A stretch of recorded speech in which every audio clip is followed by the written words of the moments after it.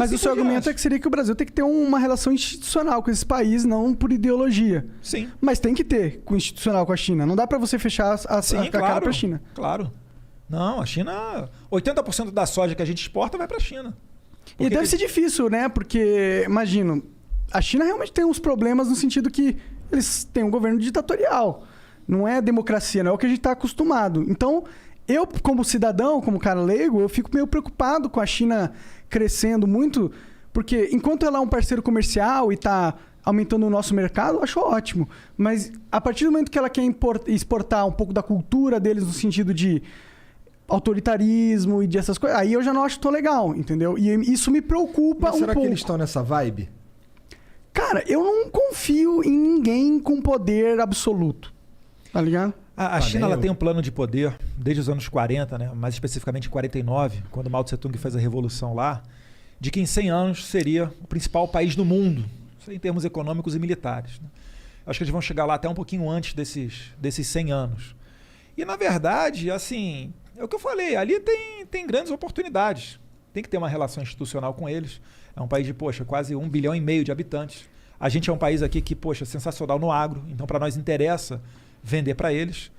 Agora, é só manter a nossa independência, não é chegar, por exemplo, agora e querer colocar goela abaixo qualquer tipo de política com relação ao Covid, nos ameaçando com relação à compra ou não dos nossos produtos agrícolas. Não estou falando que eles estão fazendo isso, tá? Mas é o tipo de coisa que não é interessante para nós. Se você tem uma loja e você só tem uma pessoa para vender o seu produto, essa pessoa amanhã pode virar para você e falar: Igor, é o seguinte, só eu compro esse teu produto aí, reduz pela metade. Tu fala: não. Não, beleza, vou parar de comprar. Entendeu? Assim como era interessante você no mercado de China, com os Estados Unidos, com a União Europeia, com os árabes, com Israel, enfim, é fazer aquilo que tem lógica de mercado e não fazer o que tem lógica de ideologia. O Brasil, a gente perdeu quase $1 bi para construir um porto em Cuba que não produz nada, não é hub de nada, o Porto de Mariel em Cuba. A gente gastou, mais de 15 bi de real mole em Abreu e Lima, que não refina nada. E olha o problema que a gente está vivendo hoje com a Petrobras. A gente é dependente do refino internacional.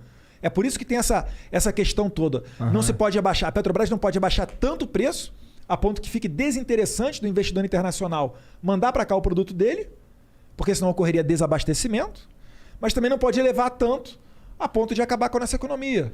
Então são questões sensíveis que estão jogadas todos os dias. E tá rolando uma treta nesse sentido agora, nesse exato momento, né? Sim. O Bolsonaro deu a declaração dele, 100 bilhões de dólares. Dólares ou reais? Reais, né? Não sei. Bom, 100 bilhões de algum dinheiro aí muito... De Bitcoin.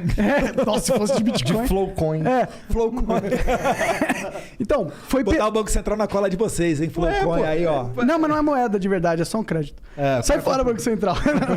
Mas ele meio que, ok, eu entendo que isso é um problema, eu entendo que os caminhoneiros iam fazer greve se você não fizesse alguma coisa pra diminuir o preço do diesel. Eu entendo essa porra.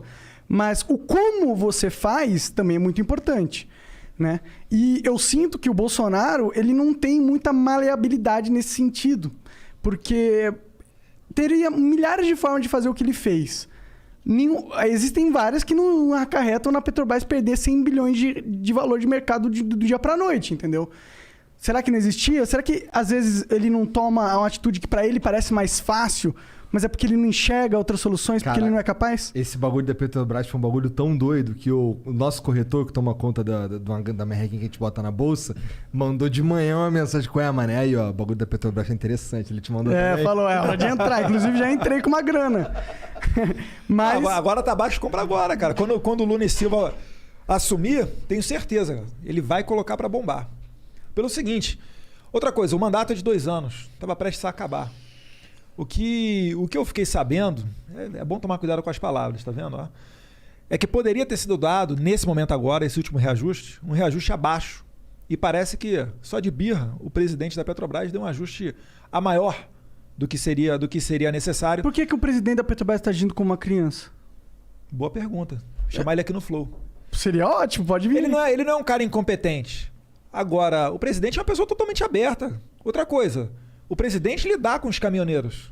Parece que o presidente da Petrobras não. Então, assim, tudo que faz sentido, se você apresentar para o Jair Bolsonaro e explicar para ele, e ele é extremamente inteligente, ele vai adotar. Ele fala, não entendo nada de economia. O Paulo Guedes senta lá, explica isso, isso e isso. A gente está tendo o governo mais liberal de décadas. Agora, não se dá Mas é que olha a competição também do cara, né, mano? Mas brasileiro é que elegia. Não, tudo bem, eu entendo, mas tipo... Ok, ele tá sendo muito liberal, mas ele poderia ter sido bem mais, tá ligado? Isso que eu tô falando. Eu gostaria que ele tivesse Eu gostaria de ter privatizado um monte de coisa já. Por que não... Tipo, em vez de trocar a porra do presidente, por que não tira o monopólio da parada? Porque o problema é o monopólio da Petrobras, não é? Também. Então por que você vai atacar um sintoma em vez de atacar o problema de verdade, tá ligado? A doença de verdade. Tinha medida provisória caducando na Câmara porque o Rodrigo Maia não aprovava. Você acha que ele ia realmente deixar a gente marcar um gol com privatização?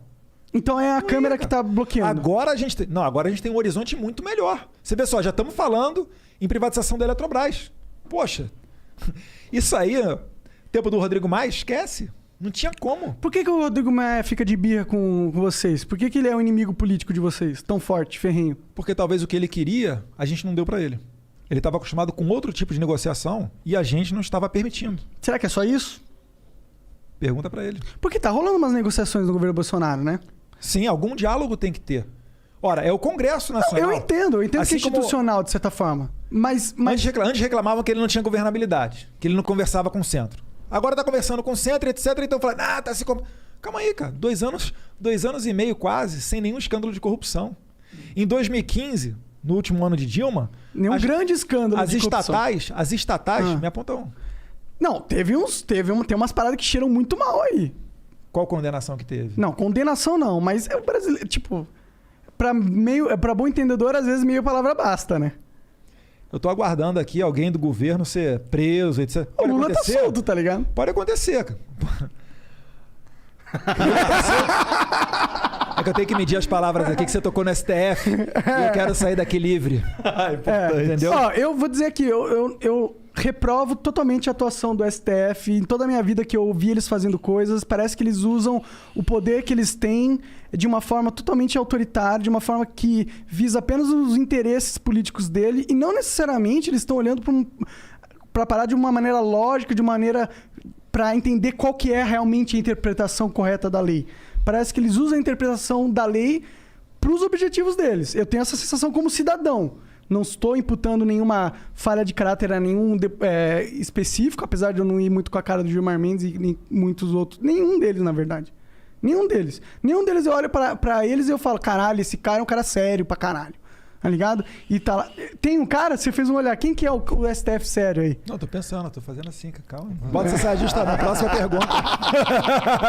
Não, que eu achei que você tinha pensado em alguém mesmo. Só, que o STF é um universo livre, muito... hein, cara? O STF é um universo muito reduzido, são apenas 11. Né? Agora, se você comparar, por exemplo, com a Câmara, cara, é que o exemplo negativo sempre é o que vai ficar. É difícil você destacar as pautas positivas. Mas a Câmara também é uma merda, às vezes tem, cara. Às vezes tem. Eu, quando eu estava estudando para concurso, eu acompanhava, assim... Tem um sistema que você recebia no e-mail chamado de sistema push. O concurseiro normalmente está acostumado com isso, que são as decisões do STF, que viram jurisprudência, etc. E aí você começa a acompanhar os ministros. Pô, cara, gostei dessa daqui. Daqui a um mês tu... pisou na bola, não gostei. Então, assim, é difícil você analisar e falar assim, gosto de todos, etc. Você não vai achar isso, porque só você é igual a você. É verdade. Ninguém vai pensar igual a você. Sim, mas entendeu? Dá pra ver algumas decisões que, tipo, mano... Eu já vi uma vez um ministro falando que ele primeiro forma a convicção pessoal dele e depois ele corre atrás da lei pra ver onde é que ele vai embasar. Porque a lei, ela tira pra tudo quanto é lado. Você pode manter um cara solto ou um cara preso,